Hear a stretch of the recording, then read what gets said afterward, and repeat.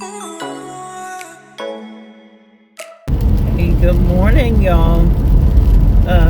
Today is Tuesday. We're about 16 days after Hurricane Ida. I'm actually driving. I'm on my way to work this morning. We did finally get power, guys, so that's a good thing. And we also finally got our running water back again as well. So we're doing better out here. But today it's rainy because I think there is another storm out there. And I think we are expected to get rain for the next few days. And I'm saying I'm guessing because I have not seen the news since Hurricane Ida. My phone is in and out. I have been working away from the house, but I'm working, so I'm not really on my phone. And I just wanted to come in this morning just to speak with you guys. My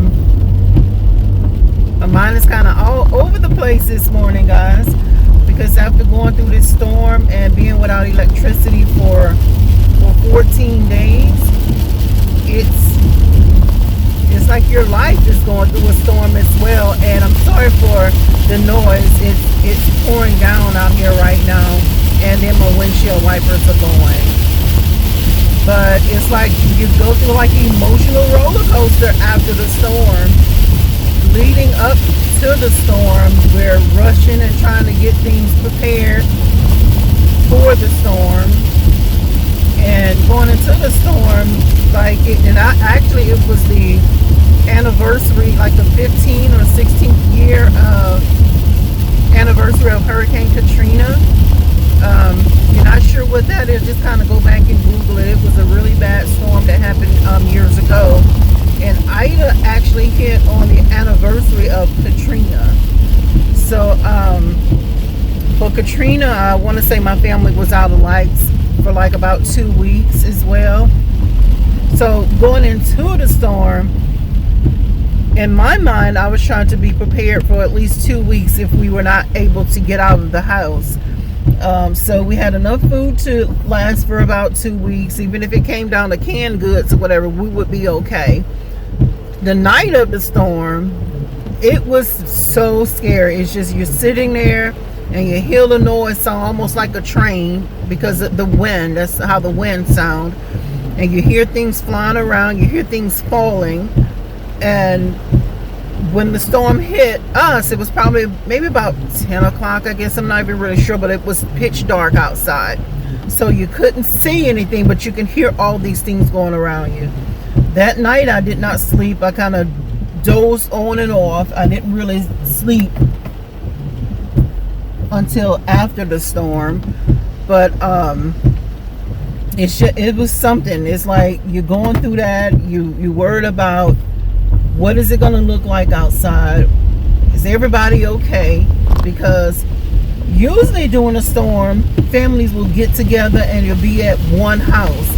But because of COVID, we're social distancing. So the safe thing to do is to either get out and go out of town, or you stay home.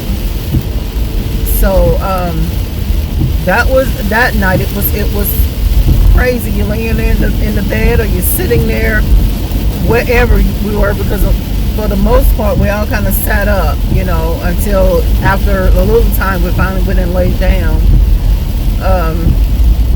So then fast forward to the next morning, you're nervous, you're going outside to try to, check your home to make sure everything's okay, check and make sure everyone's safe. I had no one to get hurt during the storm, thank goodness for that. But then we had no damage, but the way the trees fell, so close to our home, in between, had a tree that fell between my shop and between my home. I had another tree that fell on the other side of my shop. So and then to look around and see trees snapped like in half. I also seen where there were many big trees that were just uprooted. So after seeing that and then thinking about the wind that we heard that night, it was scary. It's like, what did we go through, guys? It was so scary just thinking about it after the fact, because again, we were out of power, so we couldn't watch the news. We had no clue what was going on. My parish was hit pretty hard, and the funny thing is, when I did catch a little glimpse of the news, it's always talking about Baton Rouge and New Orleans. Baton Rouge didn't even really get hit that hard, but our parish did. So I'm thinking that, this is my thinking, that they just talked about Baton Rouge and New Orleans because that's the cities that people, when they come to New Orleans, when they come to Louisiana, they normally go to New Orleans and Baton Rouge. Those are tourist cities. So we country, y'all. You see, well, I live at or whatever. We are outside of the city limits. So that's probably why they didn't mention us much. But my parish got hit pretty hard. So again, I mean, it was just really scary. After going back around, for a few days we were blocked in. We had trees on both sides of, where we live, so we couldn't get out. But then I did see some other pictures and videos of people that posted things. It got really bad, guys. The city that I live in, it flooded in different areas. It was just something to see. But just to fast forward just a little bit, the first 3 days we were out of power and running water, because I live I live outside of the city limits, so we don't have city water. We have a water pump. So whenever we lose electricity, we also lose running water because the pump is run by electricity. So the first few days we were out of water, but we did have drinking water. And usually whenever there's a storm or any kind of rain that's in the forecast, I always fill up my tub in my bathroom, in our master bathroom. We have a separate shower and a garden tub. I always fill my tub up because just in case if the power goes out, we don't have any water, and we use that water to flush the toilet basically. So the first few days we were out of power and water. We didn't have a generator, so we were able to cool our home. And then like on day 2 or 3, my husband, he just kept saying, I know there's a way to hook up this so we can have running water. We went out to get gas. That took 2 hours to get gas. And we came back home. My husband's uncle figured out how to hook up the generator to the water pump. So then we didn't have water for some days. And guys, it really got real when on Wednesday or Thursday, I'm not really sure, when the clotheslines went up. The clotheslines that we put up, it went against everything my auntie and my mom always said about clotheslines. You don't put your clothesline in the front yard. Guess where ours was at? It was in the front yard. I wasn't going to my backyard. I don't like hanging out in my backyard. So it got real when, the water did come back on. My husband's like, okay, you can wash clothes. And I'm like, yes, that way, even though I washed everything before the storm, we didn't really have any dirty clothes in the house leading up to the storm because everything had been washed. Because I knew we was going to probably be out of power for about at least 2 weeks. So, when my husband said, okay, it's okay to wash clothes, I'm like, yes, that's good, so that way we don't have dirty clothes in the house. But he was like, but you can't dry them. Okay. So I'm like, okay, because it said running the dryer is going to use a lot of power, so I get it. So again, that's when the clotheslines went up, and I'm out there. I mean, we family over here, right, guys? So I was outside putting up hanging clothes on the clothesline in my muumuu and my bonnet, okay, in my front yard. We're going through a storm, y'all. Nobody's looking at what you got on. I have family that lives across the street. I'm surrounded by family. We're all family out there. We're all family over here too, right? So, but that's just a small rundown, but I'm just making it to work. So me go ahead and go in. I'll come back and do the rest of the story time when I get back in the car. Hey guys, I'm just getting off work. It's about 5 p.m. And it's been raining here all day today. This is some of the rainfall that is said for us to be expecting from Nicholas that's out there, that's going toward Texas. This is my office building. Look how it's flooding here already. And we have a few more days of this.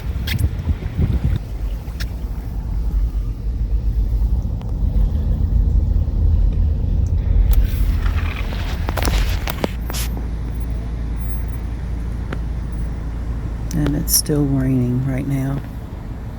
So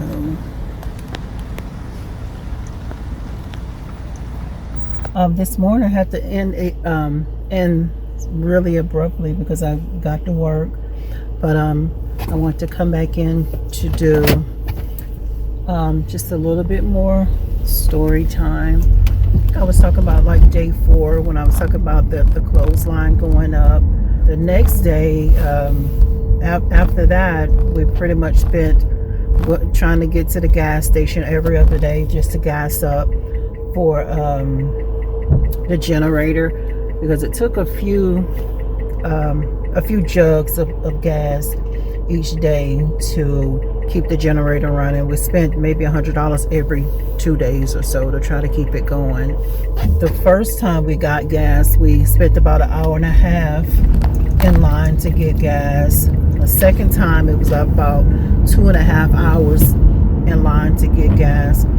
And then the next few days, as days go by, it seemed to be a little easier to get gas, the line, because more places were starting to open up, because more places were starting to get power.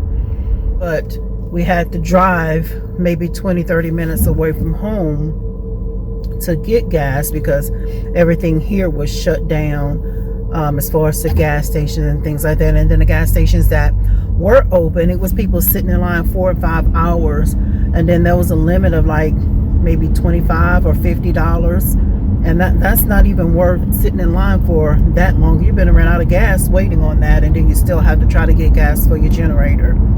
So we would just get up and just, go drive maybe 20-30 minutes away toward Baton Rouge in order to get gas. And that was maybe like around day 4 or 5.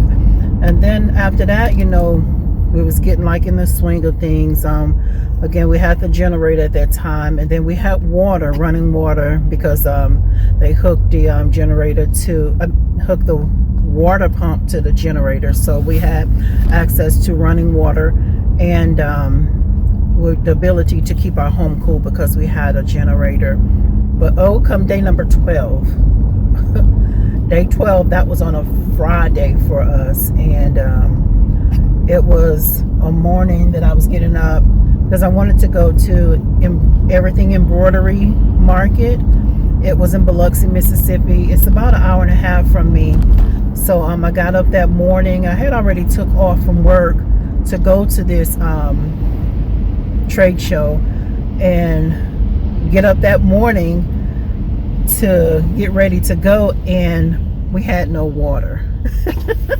So it was something that happened to the water pump that caused us not to have water. They worked on it like an hour or so before it was time for me to hit the road. Actually, I missed my first class because of it, trying to wait on them to turn water on. So I waited as long as I could wait, but I ended up just getting on the road anyway to go on and go to the Everything Embroidery Market. And that was day 12. So we were back without water. The next day, we got up and we went to a family member's home to take, to bath and things like that, because my daughter had to go to work. So we went over there, everybody took showers and everything. Then my next order of business was to go out and try to find somewhere to wash clothes. We drove maybe about 30-40 minutes away from where my home is to find a laundromat to wash and dry clothes. We drove to about 4 different laundromats before we were successful at finding one that one, had a place where you had open washers and dryers. Two, you had a place that you can get change. And three, it was a decent one, because you don't want to be just anywhere. We don't know enough about the area that we were in to be okay just going to any place. So it took us a few hours to find that.